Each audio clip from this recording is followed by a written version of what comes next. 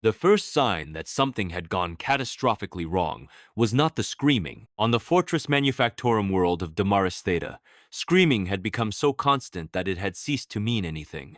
Men screamed when the shells came down. They screamed when the cultists rose from prayer lines and butchered their overseers with consecrated saws. They screamed when the daemons slipped through half-formed tears in reality and wore their skin like wet cloth. For 17 standard days, the hive bastion of Helios Gate had existed inside a single unbroken note of fear, steel, and fire. And by then, the human ear no longer marked terror as exceptional. No, the first sign was the wind, not the ash-thick chemical gusts that always prowled the battlements of Damaris Theta, carrying furnace, smoke, and burnt flesh from the lower manufactorums. This was clean wind, impossibly clean, falling out of a crack in reality above the western defense line. It peeled the soot from the parapets. It drove back the copper stink of blood. It cut through the psychic pressure pressing down on every mind inside the walls, and, for one breathless second, the soldiers of the 93rd Vostroyan could actually think again. Colonel Ilya Morov looked up from the trench map in time to see the sky split. It did not split, like a warp breach should have. There was no bruise-colored wound in the heavens, no tide of madness, no thunderous moaning from the veil between worlds. It opened like glass, taking a perfectly straight fracture. White light flooded through. Green sparks rained outward. The pressure on the battlefield changed all at once, as though some unseen hand had reached into the machinery of the universe and turned the wrong wheel. 3 shapes fell from the brightness. They did not tumble helplessly. One descended wreathed in black and green, trailing darkness that ate the light around him. One came down on a spiral of wind so sharp it sheared the ash clouds into ribbons. The third fell within a bloom of golden vines and flower petals that should not have existed on a world as dead as Damaris Theta. They struck the shattered killing ground between the outer trenchworks and the advancing cult horde. Every gun on the wall stopped firing for half a heartbeat. Then the enemy charged. The western line had already been close to collapse. Thousands of heretic militia in scrap armor and blood-painted uniforms were surging up the shell craters behind packs of shrieking mutants. Behind them rolled looted tanks daubed in brass runes. Above them, malformed winged things circled in the low smoke, waiting for the right moment to descend. A warp gate was opening somewhere under the Manufactorum cathedrals, and every minute that passed made the cult stronger, faster, more fearless. The men of Helios Gate were nearly spent. Their lasguns overheated. Their heavy bolter teams were firing in bursts because ammunition carriers were dead. One more push, Morov had known, and the wall would break. Then the 3 strangers landed. The first one up was short by Imperial heroic standards, lean instead of massive, with a black headband tied across untidy ash-colored hair and a huge black sword in his hands.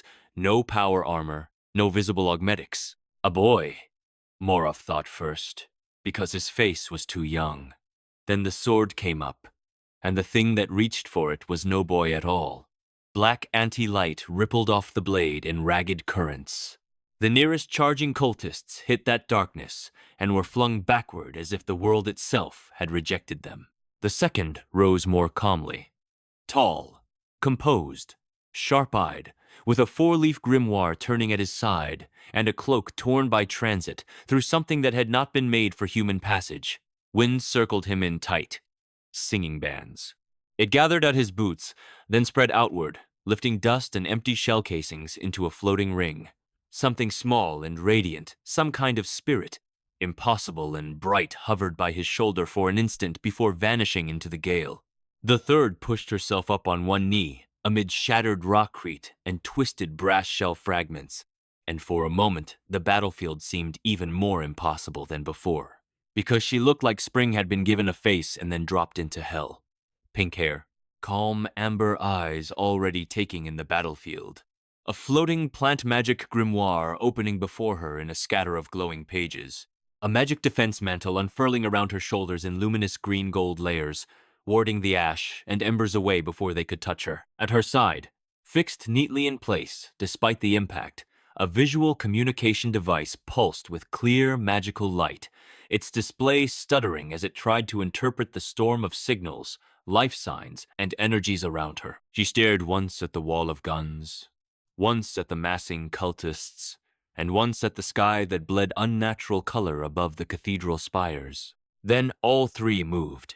Asta did not ask where he was. He saw monsters, civilians, soldiers on the brink of being overrun, and that was enough. The giant black blade in his hands, Demon Slayer's sword already awake with anti-magic, came up with a snarl of dark force that tore through the first wave of warped flesh.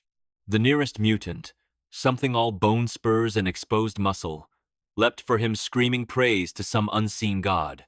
Asta met it with a single horizontal swing. The anti-magic edge did more than cut. It erased the corruption binding the creature together, shredded whatever foul power had swollen its body beyond human limits, and sent its ruined carcass spinning through two more attackers. "Yuno!" he shouted, voice somehow cutting clean through artillery thunder. "We hit the big stuff first!" Yuno was already airborne. Wind burst beneath him in a spiral column. He shot upward through a rain of lasfire and tracer shells, took one look at the swarming aerial daemons descending toward the walls, and his expression hardened from stunned confusion into the same cold focus he wore whenever the impossible demanded an answer. Bell. The sylph flashed into being beside him, radiant and furious. Power surged. Wind spirit magic screamed outward in a blue-white arc that carved the lead creature in half before it ever reached the parapet. He didn't stop there. Spirit of Zephyr formed in his hand like judgment made elegant, and with the weapon's first slash a crescent of compressed wind severed wings, limbs, and rusted chains in a single sweep across the air. Mimosa did not rush forward. That was not weakness. It was clarity. "Princess Healing Flower Paradise," she whispered, and the dead ground answered. A bloom of impossible life erupted across the shattered forward trench. Green light poured between sandbags over dying men through broken gun shields. Wounded Vostroyans who had been moments from collapse felt pain lessen and bleeding slow. Soldiers too exhausted to lift their rifles straightened in disbelief as the healing washed over them. Even Morov, watching through magnoculars with one hand clenched around a command rail, felt the deep ache in his lungs recede enough for him to breathe. Then Mimosa's gaze lifted toward the enemy and changed. "Visual communication device," she said softly, adjusting the glowing instrument at her side.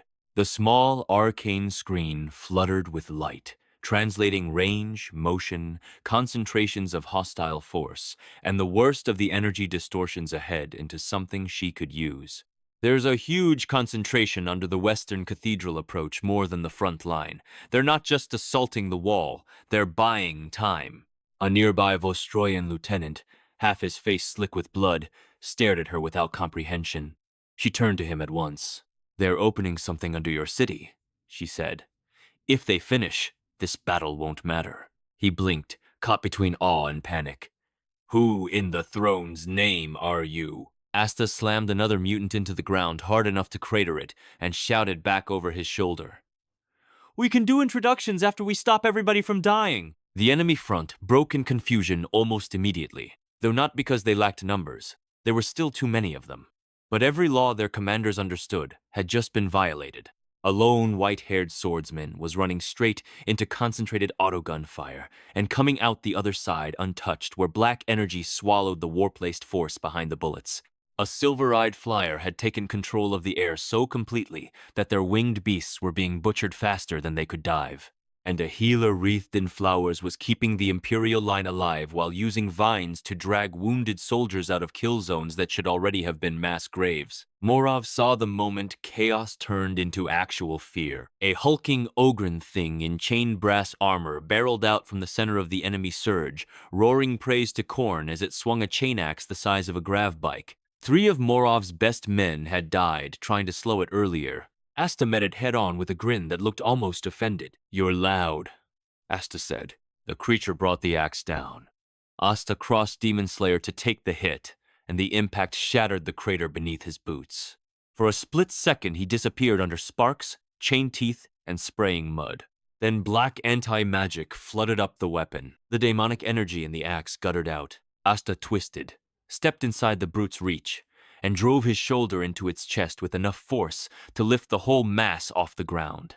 Before it could crash down, he'd already switched swords, the demon dweller flashing free. The return strike took the monster across the torso.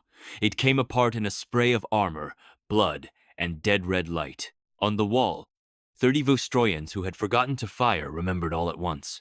The guns roared back to life. Yuno had no such audience in the sky, only enemies. The air above Helios Gate had turned into a graveyard of broken gargoyles, winged mutants, and thin-bodied daemons stitched out of brass, smoke, and sharpened limbs. His first instinct had been to treat the place like a mana zone and command it the way he always had. That instinct had nearly cost him. The energy in this world was not mana. It was something fouler, denser, less honest, like magic forced to rot without ever dying. It resisted in ugly ways. It bit back. Fine. Yuno had never needed the world to be kind to master it. Spirit dive. Bel's light flooded into him. Wind and starfire fused around his body until he seemed less like a human mage and more like a blade of sky driven through the battlefield. The first daemon made the mistake of trying to meet him head-on. Spirit of Zephyr cut straight through its torso. The second he caught with a point-blank star magic burst that detonated like a white sun. The third vanished when Yuno warped behind it, using conjunction, his star marking one point in the sky and his body arriving at another, before the creature understood movement had happened. Below, the heretic artillery crews began trying to track him with looted flak cannons. Yuno noticed once, calculated once, then dropped a storm on them. Neverland. The air over the enemy gun lines changed. Wind compressed. Time seemed to stumble. The spell field bloomed enormous and elegant above the western approaches, reducing the enemy's momentum, disrupting cursed trajectories, and making every cultist who stepped into it feel as if the world itself had become hostile. Shells misfired. Aim broke. Runes dimmed. On the wall, Imperial officers who had expected death began shouting orders like men who suddenly believed survival was negotiable. Mimosa reached the command bastion 10 minutes after landing, and by then no one tried to stop her. The soldiers around Colonel Morov looked half sick from exhaustion, and half convinced they were witnessing some saintly intervention they did not deserve to survive. She understood neither their insignia nor their language at first, but panic carried enough sameness across worlds that she had what she needed. She held up the glowing visual communication device, fed her own magical signals through it, then watched with relief as the device stabilized. Strange runes rewrote themselves, patterns aligned with the incoming battlefield chatter. Static became useful, not perfect translation. Enough. She turned the screen toward Morov. These are your lines? He stared at the clean, tactical overlay she had somehow pulled from nothing. Green markers pulsed where her healing magic was strongest. Red clusters marked enemy concentrations. Far beneath all of it, deep under the Manufactorum Cathedral district, a black-red swell of energy pulsed like a poisoned heart. Yes, Morov said slowly, that central district is lost. No one sent there returns alive. Mimosa zoomed the device in, eyes narrowing. That's the center. Whatever's causing all this is there. You can see that? She nodded, then lifted her grimoire.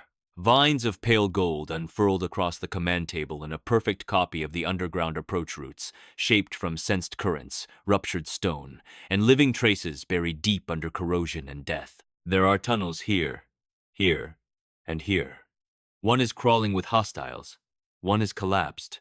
This one might still get us underneath without crossing the whole front. Morov stared from the model to the impossible battlefield, beyond the firing slit where Asta had just body-slammed a mutant into the side of a tank hard enough to flip it. Us? He asked. Mimosa gave him a small, apologetic smile. I'm sorry.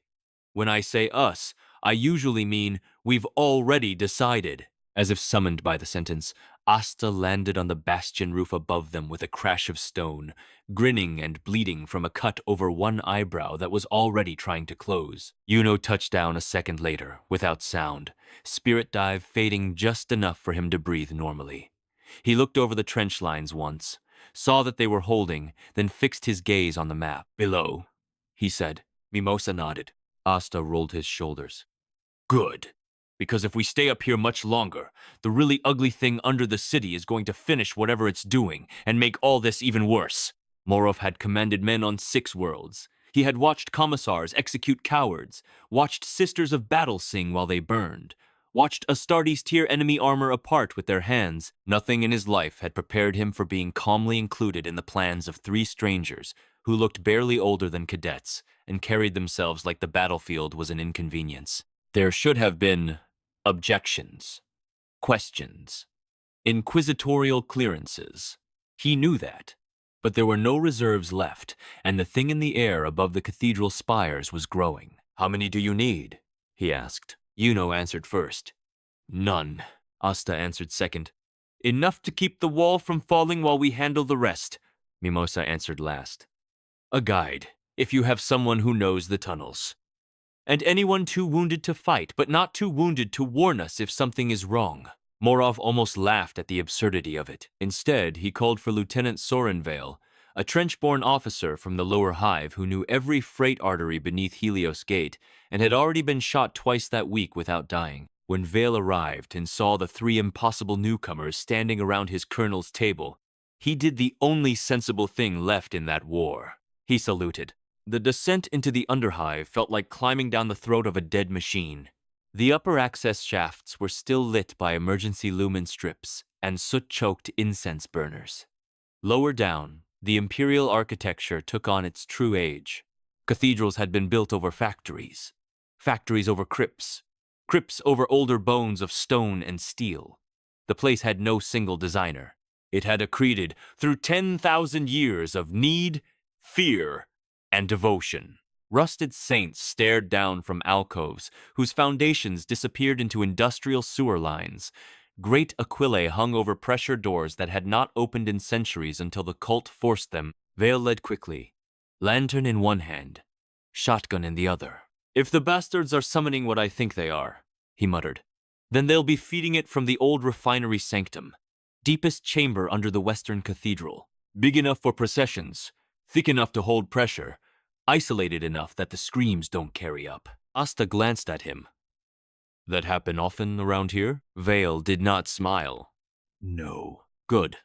Just checking." Yuno said very little. The deeper they went, the more that foul pressure built. It pressed against his skin like hostile mana. Except it did not flow.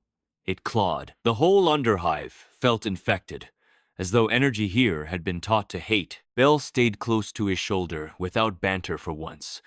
Even she understood the shape of the danger ahead. Mimosa moved in the middle of the formation, grimoire open and magic defense mantle shining brighter in the dark. The mantle mattered now. More than once warped machinery spat sparks and flechettes from the walls as they passed, and the green-gold barrier turned them aside before they could reach Vale. More than once whispers crept through the vents in a language that made the lieutenant flinch and cross himself. Mimosa did not understand the words, but she understood what they were trying to do. So she fed more steady magic into the mantle until the air around them felt cleaner, warmer, safer. Then the first daemon found them. It came through the ceiling on hooked limbs, skin stretched too thin over a body built like a flayed insect.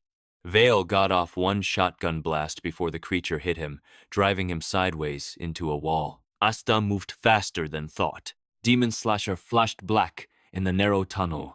The demon tried to recoil and discovered there was nowhere in the world far enough. One slash cut off its reaching arm. A second erased the rest of it.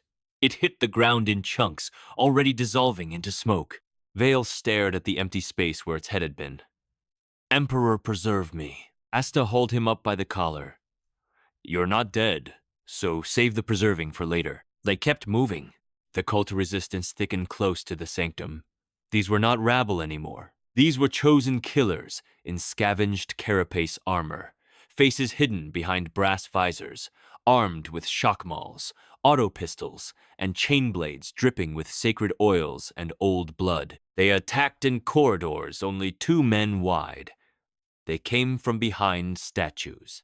They set demolition traps in reliquary halls and used civilian corpses as bait around blind corners. It did not help them. Yuno took the left flank entirely by himself. Wind tore the corridor open before him in screaming lines. Every bolt round that came his way bent aside. Every attacker who committed to a charge found themselves suspended for one fatal half-second in compressed currents before Spirit of Zephyr cut them down. When the cultists tried retreating into side passages, stars opened in the air, and Yuno stepped through them. meeting fleeing murderers ahead of their own escape. Asta did not bother with elegance.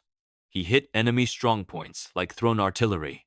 Doors exploded inward. Barricades made of prayer benches and steel drums simply ceased to be obstacles. Once, when a chain gunner opened up from a gallery above, Asta drove Demon Slayer into the floor, vaulted onto the flat of the blade as anti-magic flared beneath him, and launched himself 30 feet upward to punch the gunner through the railings. He landed grinning, a little wild-eyed, and Yuno muttered, "Idiot," in the exact tone that meant he had been worried. Mimosa made their progress possible. Her visual communication device translated stolen vox bursts from the cult's own channels into rough warnings.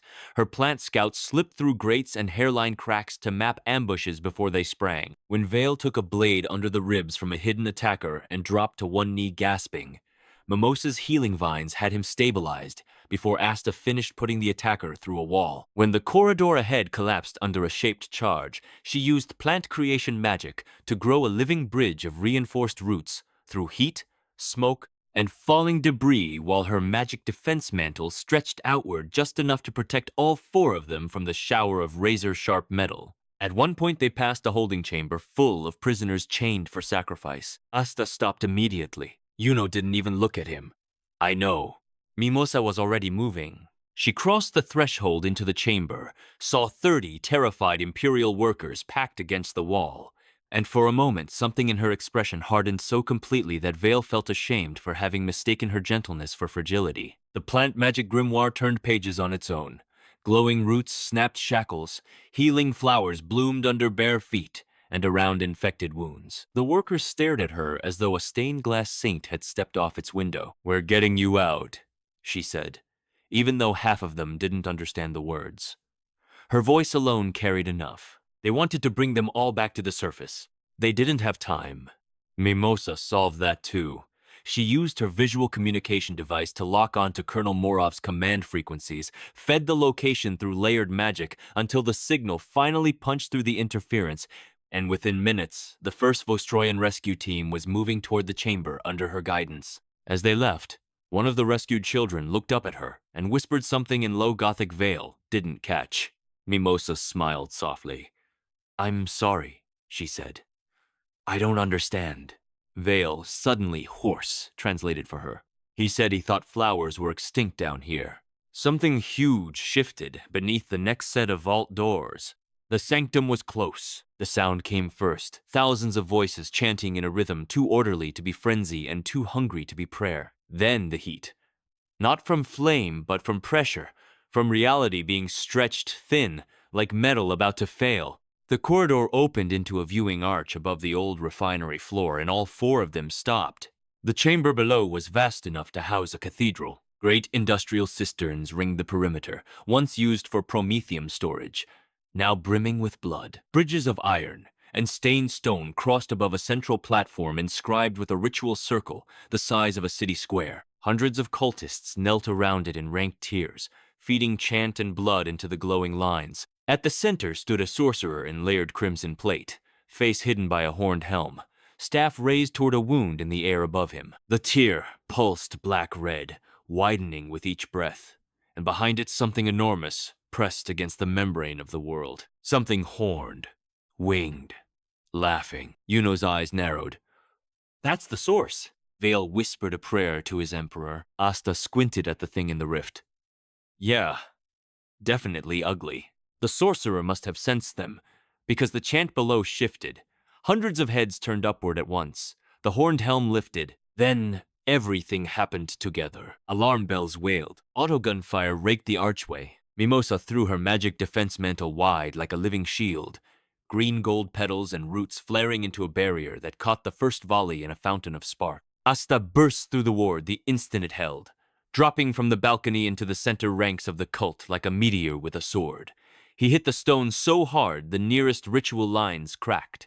5 heretics died before they finished standing up. 10 more went down when Demon Destroyer's sword slammed into the circle and anti-magic surged outward, disrupting whole sections of the ritual in rippling black fractures. The chamber screamed. Yuno vanished from the balcony in a rush of wind and stars. He reappeared over the central platform, Spirit of Zephyr in both hands, and brought it down on the sorcerer. Warp fire met wind spirit and detonated in a blinding ring that blew priests and bodies from the dais. The sorcerer skidded backward but did not fall. His helm turned. Through the slit of it, Yuno felt something ancient and hateful looking back. "You are not of this cosmos," the sorcerer said, voice layered with more than one throat. Yuno's answer was another slash. Below, Asta had become the center of a storm made entirely of dying cultists. They piled onto him in dozens, but anti-magic made a mockery of the sorceress' blessings, hardening their flesh. Every cursed blade that met his swords lost its power. Every demon-touched beast that lunged at him hit black force and collapsed, stripped of the warp that kept it moving. When one brass-armored giant tried pinning him with a chain net wrapped in red lightning, Asta simply roared, went half black with devil union, and tore the net apart with his hands. The entire chamber felt it when anti-magic filled the air. The ritual did not merely weaken, it recoiled. Mimosa dropped to the floor beside the outer ranks of the circle and went immediately to work. Flower princess of utmost salvation. Vast healing blossoms erupted again, not for the cult, never for the cult, but for the bound prisoners wired into the outer blood channels, the broken Imperial laborers being used as living batteries. The half-dead guardsmen dragged down into the sanctum days earlier and left breathing just long enough to fuel the rite. Roots tore them free. Petals stemmed hemorrhaging. Light washed over the chamber in waves of green and gold that looked almost sacrilegious against the iron nightmare around it. A chained priest lunged at her from behind with a ritual knife. She did not even turn. A wall of blooming vines speared up between them, snapped his wrist, and hurled him 20 feet into a blood cistern.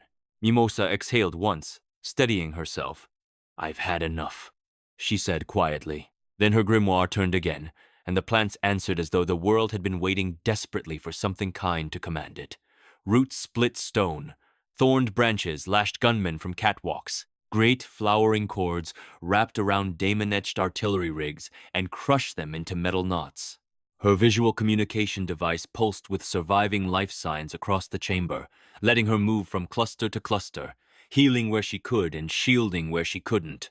The sorcerer saw her and understood. He could lose warriors.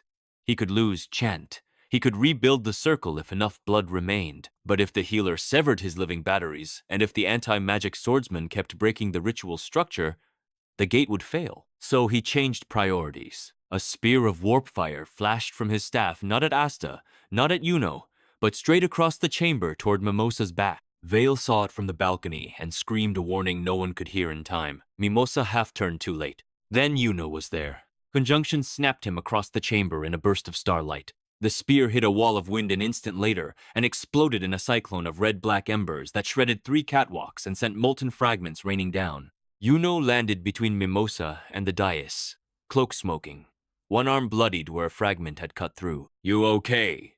he asked, as if this were a training yard and not hell. Mimosa's answer was immediate and practical. "Stay still." Healing vines wrapped his arm even as she threw a second shield over a group of rescued prisoners. Yuno barely had time to blink before the wound sealed. "Thanks." "Asta!" she shouted, not taking her eyes off the wounded.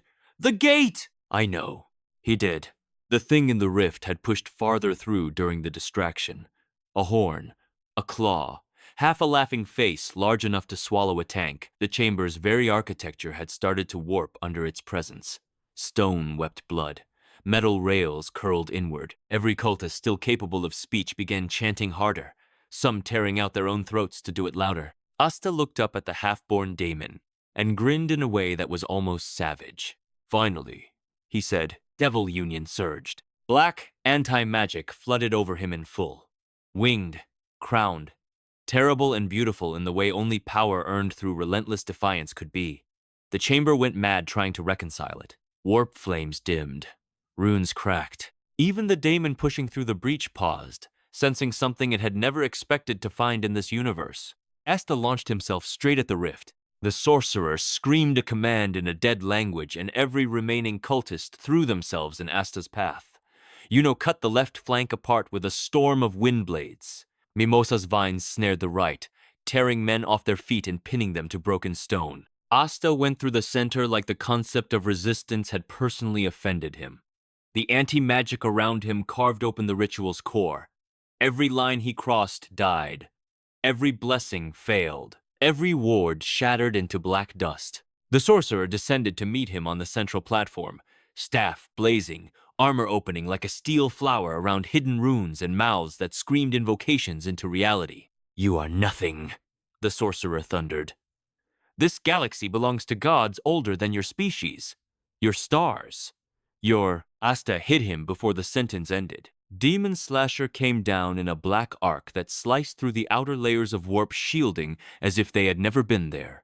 The sorcerer blocked with the staff. The impact flattened the platform and drove both of them knee-deep into blood-slick stone. Warp fire exploded upward in pillars. Anti-magic exploded outward in hungry waves. The tear overhead convulsed. Yuno did not wait. Spirit of Boreas formed around him in a cyclone of cutting force and starfire.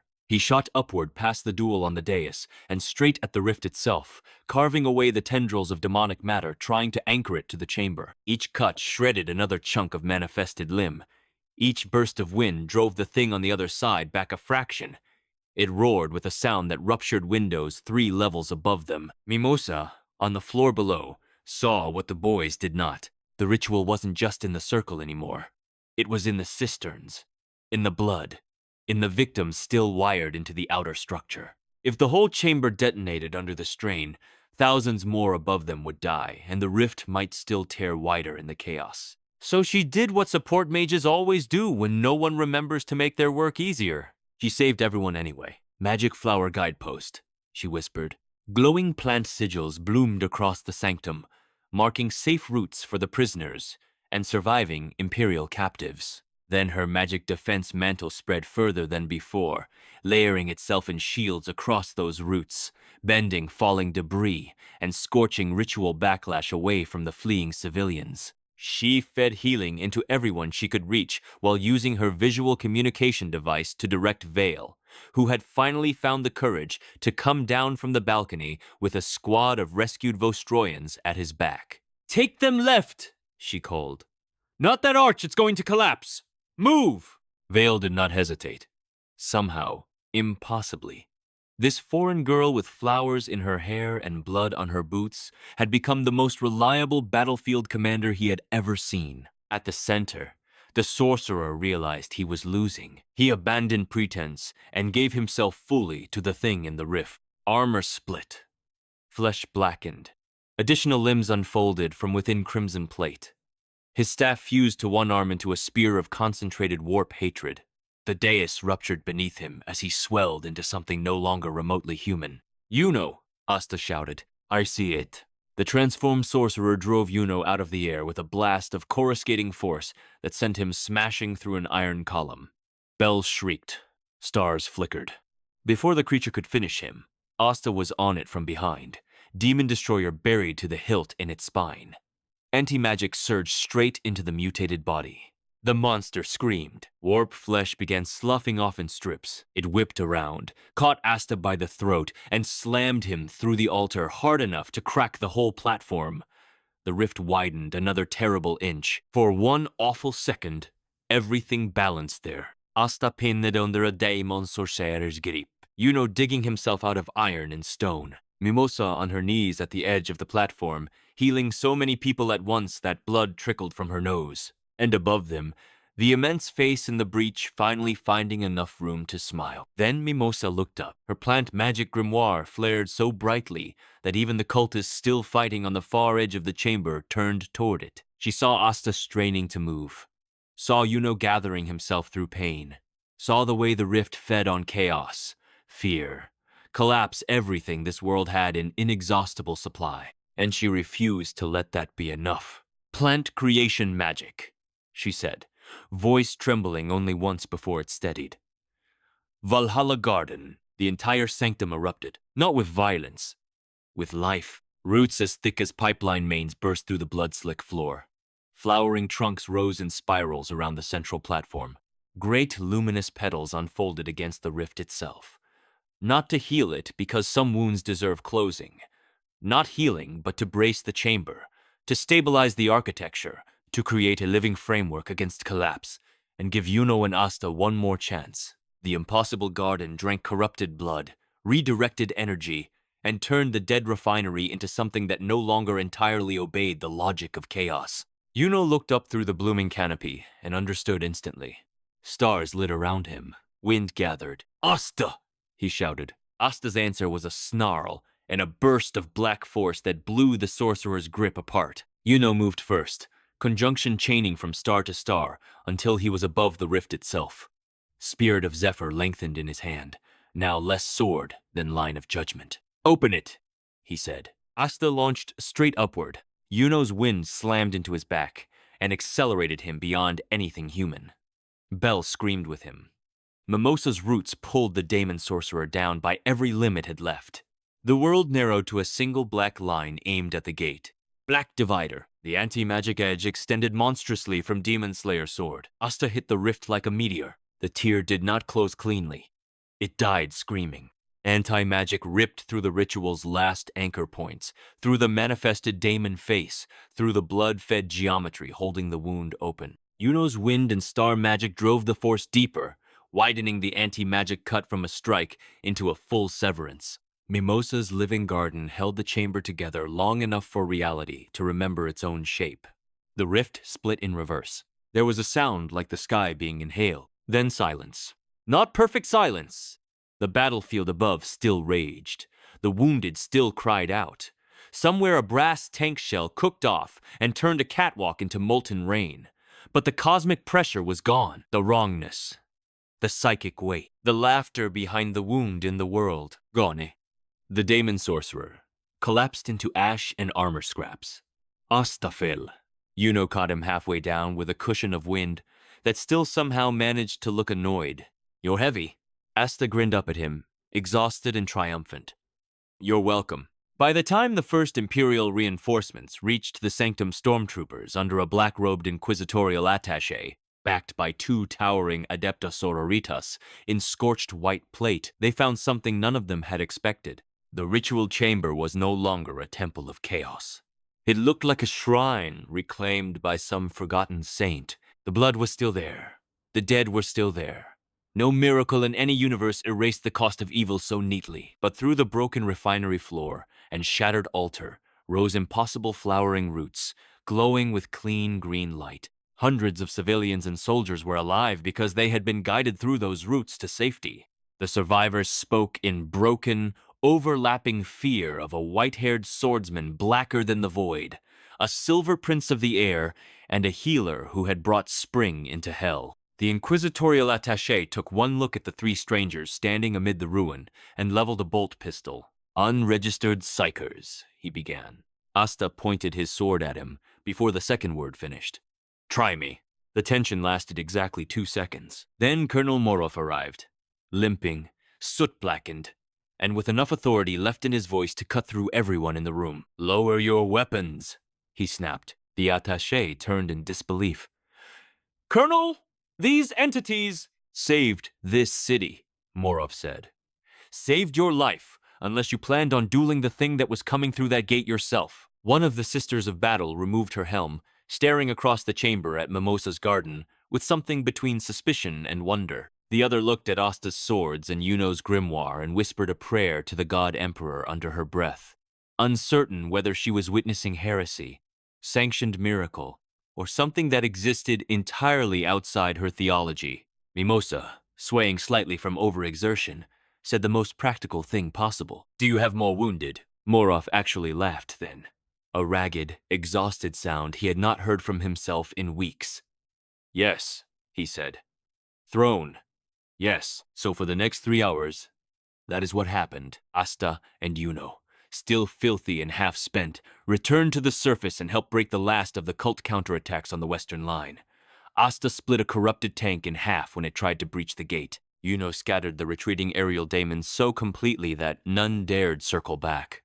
The Imperials, once prepared to die holding rubble, advanced behind them instead, reclaiming district after district as the enemy line disintegrated without warp support. Mimosa stayed where the need was greatest. She healed guardsmen, civilians, and even one terribly burned Sister of Battle who would never admit aloud how close she had been to death. Her plant magic grimoire rarely stopped turning pages. Her magic defense mantle remained around her shoulders until dawn, protecting triage zones from sporadic sniper fire and the collapse of unstable structures. The visual communication device, half magical tool and half miracle to every tech adept who glimpsed it, let her coordinate rescue operations across multiple levels of the ruined district until the Imperial command network stabilized again. By sunrise, Helios Gate still stood. The smoke over Damaris Theta had not cleared. A world that far gone does not become healthy because one battle changes. There were still other cult cells, other wars, other impossible brutalities buried in the bones of the 41st millennium. But the gate under Helios had been held. The rift had been closed. The city had survived the night. And in the hours after victory, when the guns were finally quiet enough for people to hear themselves breathe, the strangest thing of all happened. Asta looked at the sky and frowned. Yuno did the same. Mimosa checked the visual communication device and saw the same destabilizing interference pattern she had seen when they first arrived. The world was trying to give them back. The new tier opened over the central bastion courtyard, just as the first Inquisitor's lander descended through the clouds. Soldiers scattered. Priests screamed litanies. Stormtroopers raised hot-shot lasguns on reflex and thought better of firing only because Morov physically shoved two of them aside. The white light came back, clean and sharp. Asta scratched the back of his head. Guess that's us. Yuno glanced once at the fortress walls. The battered soldiers. The city they had helped drag back from the brink. Seems so.